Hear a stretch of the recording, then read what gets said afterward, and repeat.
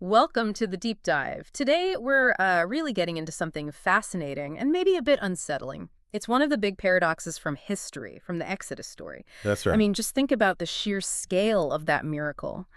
You've got this entire nation, hundreds of thousands of people, Yeah. pulled out of slavery by these incredible plagues, then walking through the Red Sea on dry land.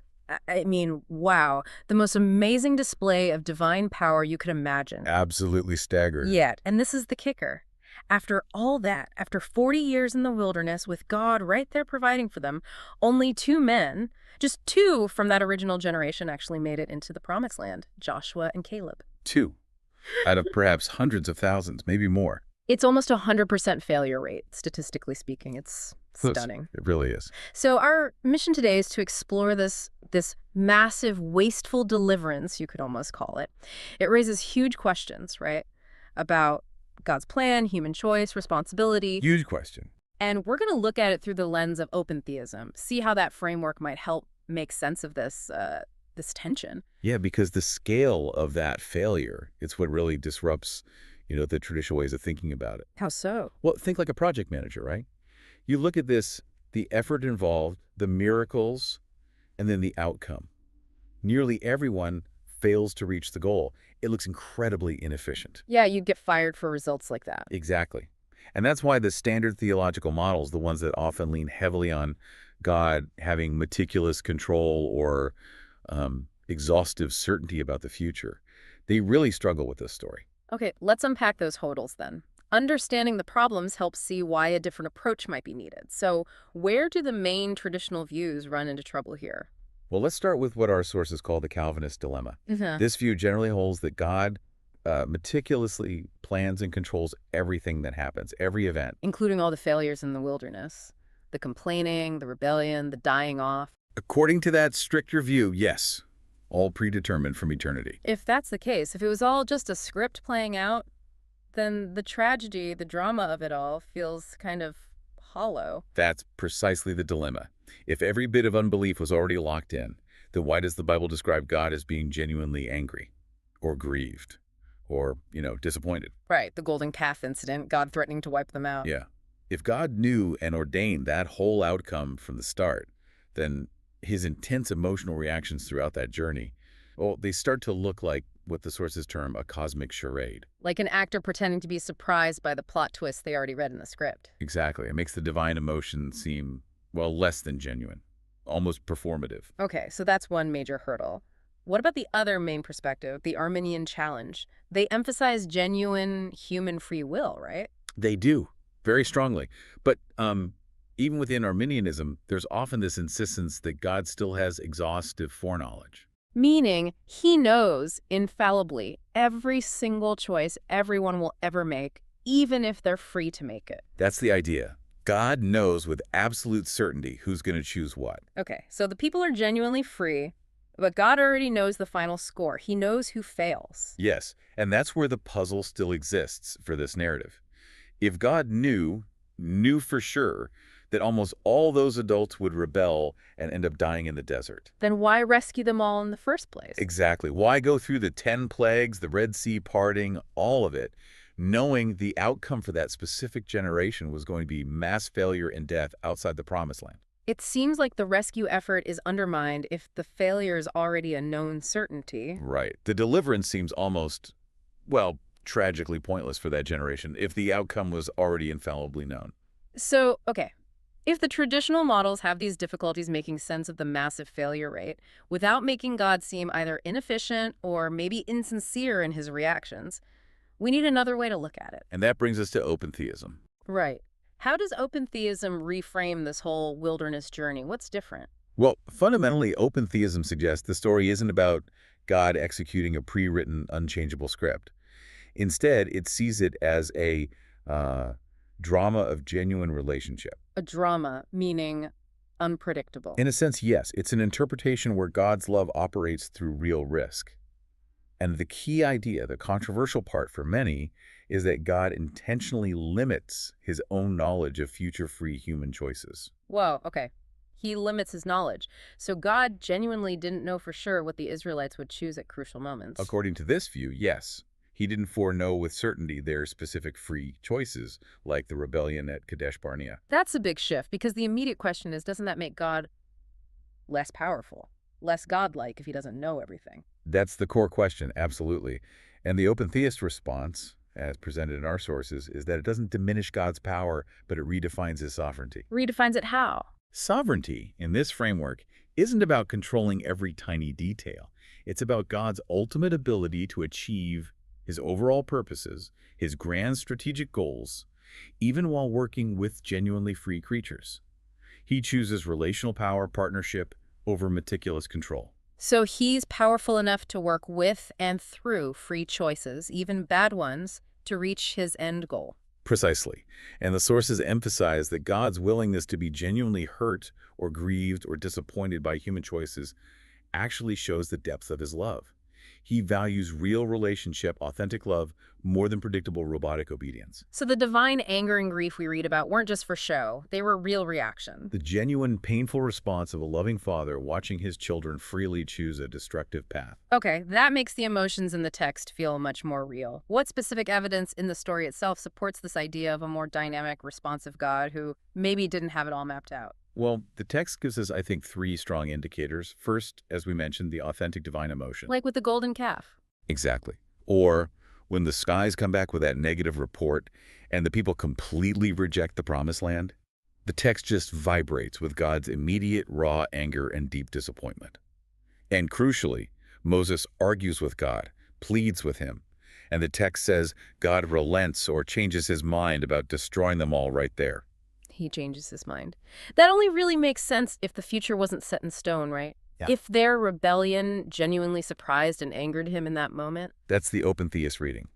Second indicator, responsive justice. Look at the judgments that happen in the wilderness, the plagues after rebellions, the earth swallowing Korah and his followers. Yeah. These don't read like items being checked off a pre-scheduled list of punishments. They feel like immediate divine reactions to specific acts of covenant breaking as they happen in real time. Justice responding dynamically. Okay, so emotion and justice seem reactive. What's the third thing? The third is the adaptive strategy, the 40-year wilderness wandering itself. What about it? Well, the sources suggest this wasn't plan A. God's original intention seems to have been a much quicker journey, straight into the promised land. But they blew it at Kadesh Barnea. They did. And the 40 years became essentially a necessary adaptation, a divine course correction forced by human failure. It was a delay needed to let that rebellious generation pass away and to raise up a new generation, disciplined in the desert, who could potentially trust and obey. So the 40 years wasn't the intended design, but God adapting his plan to still fulfill his ultimate promise, just with a different generation. Exactly. It shows God working around human failure, adapting his methods to reach the goal. Wow, okay, that really does change the feel of the story. It's less like a predetermined path and more like a high-stakes journey with real turning points based on choices. A journey with genuine consequences. So let's summarize this open theist reconstruction. What are the key pieces that make up this view of the Exodus story? Okay, three main points come through. First, divine hope. The Exodus wasn't a setup for failure. It was an act of, you could say, divine optimism. God rescued them because he genuinely hoped they would choose faith, hoped they would trust him. It was a massive, real opportunity he was giving them. Not a test they were destined to fail, but a genuine chance. Okay. Second, Human agency. The Israelites had real freedom. Their choices mattered. Their complaining, their trust, their fear at Kadesh Barnea. These weren't just motions they went through. They actually shaped the outcome. Their collective no to entering the land derailed God's immediate plan A. their choices had power. Got it. And third, Consequential reality. Joshua and Caleb getting into the land wasn't because they were secretly pre-selected for success while everyone else was doomed. Yeah. No, their inheritance was the direct, natural consequence of sustained trust and obedience. They consistently chose faith, and that earned them the promise. So their faithfulness paid off, just as the majority's unfaithfulness led to their demise in the desert. It sounds fair, in a way. But what about God's control? If he wasn't dictating every choice, how does this view keep God sovereign? Does he lose control? That's the key question again. And the answer connects back to that redefinition of sovereignty. It's not about micromanaging every detail. It's about God ensuring his ultimate big picture promises come true. Like getting Israel into the promised land eventually. Exactly. God guarantees the final destination. His covenant purpose will be fulfilled. but the specific route, the timing, and even who gets to participate in reaching that destination that's shaped by this genuine partnership with free human agents. So he's sovereign because he can steer history towards his ultimate goal, even weaving in and around our free choices, our successes, and our failures. That's the idea. His power shown in his ability to bring about his kingdom purposes despite human freedom and failure, not by eliminating them. Okay, that transforms the wilderness story. It's not just the sad tale of waste, but maybe a profound lesson about how God chooses to relate to us through risk, hope, and genuine partnership. A powerful demonstration. So let's bring this home. Let's shift from ancient Israel to us today, because the claim is that their experience is a mirror for our own spiritual lives, right? We need to look at the afterward contemporary applications. Absolutely. That wilderness story isn't just ancient history. It's like a spiritual playbook. It shows how our real choices shape our real destiny. And the first big question for us right now is, what opportunities are we receiving? Just like God offered Israel the promised land. He presents us with invitations too. The sources break these down helpfully. There are personal invitations. Like what? Well, those moments of personal testing, maybe it's a job loss, a health scare, financial stress, a relationship challenge, moments of uncertainty where we're basically invited to trust God instead of giving in to fear or anxiety. Okay, those personal crossroads. What else? Then there are communal callings. Opportunities presented to groups, maybe your church, your workplace, your community. Doors opening for things like working for justice, starting a difficult ministry, seeking reconciliation where there's division. Things that take collective courage, like deciding to face the giants in the land. Exactly. Faithfulness there requires a group effort, a shared yes. And the third type of opportunity. The sources call these historical moments. We're living through some big ones right now, aren't we? These kind of modern wilderness moments, full of uncertainty. I mean, things like climate change or the intense political polarization globally, technological shifts, social upheaval. Yeah, all those big society-wide challenges, they function like collective crossroads. Humanity, as a whole or in large groups, has to choose. Are we going to act with wisdom, faith, long-term vision? Or react with fear, division, short-sightedness? It's very much like Israel standing at Kadesh Barnea, deciding whether to trust God and go forward or shrink back in fear. That really resonates. Looking at the division and, frankly, fear in the world right now, it does feel like a collective test moment. So, if these are the opportunities, the next crucial question is, what choices are we making? And the lesson from Israel is that it's often the small, cumulative choices that matter most. How so? They didn't just suddenly rebel massively, did they? No, it was often a pattern. A complaint about water here, grumbling about food there, longing for the safety of slavery in Egypt. Small acts of distrust that built up. And those daily choices have what the sources call formative power. Exactly. Every time you choose to trust instead of panic, to forgive instead of hold a grudge, to step out in service instead of staying comfortable, or the opposite. You're shaping your spiritual self. You're building spiritual muscle or letting it atrophy. Like Joshua and Caleb, they didn't just wake up resilient one day. No, they built that resilience through consistent choices over time, choice by choice in the face of hardship. And our choices don't just affect us, right? The Israelite story shows that clearly. Definitely. That principle of collective responsibility is huge. The unbelief of the majority dragged everyone down, delayed the promise for all. But conversely, the faithfulness of Joshua and Caleb kept the hope alive for the next generation. Our individual choices ripple outwards, impacting our families, our communities, our churches. So choices matter, they shape us, they affect others, and they lead to real outcomes. This consequential reality idea. If we consistently choose faith and obedience, like Joshua and Caleb, what do the sources say follows? Well, on the positive side, the outcome is the inheritance of promises. This isn't always material stuff, but often things like deeper spiritual maturity, peace, even in hardship, resilience. Like developing the character needed to actually handle the blessings God wants to give. Exactly. You grow into the capacity to receive and steward the promise through the testing. Perseverance builds that character. And the flip side, the consequence of consistent unfaithfulness, like that first-generation experience, what's the price? It's a heavy price. It leads to forfeited opportunities, a life lived, spiritually speaking, outside the promise, wandering in a self-made wilderness. Stuck. Yeah, stuck. Distrust breeds anxiety, fear, complaint, which just stunts spiritual growth. And the sources are pretty blunt. Chronic unfaithfulness, that pattern of turning away, can actually lead to being disqualified from your specific calling. Disqualified. That sounds harsh. It does, but the idea isn't that God stops loving you. It's that you haven't developed the character, the faithfulness, the resilience needed to actually handle the responsibility or blessing He intended for you. You've disqualified yourself through your choices. Wow. So the stakes are genuinely high. Incredibly high. And that brings us back to the central point from the open theist perspective on this story. The outcome isn't predetermined.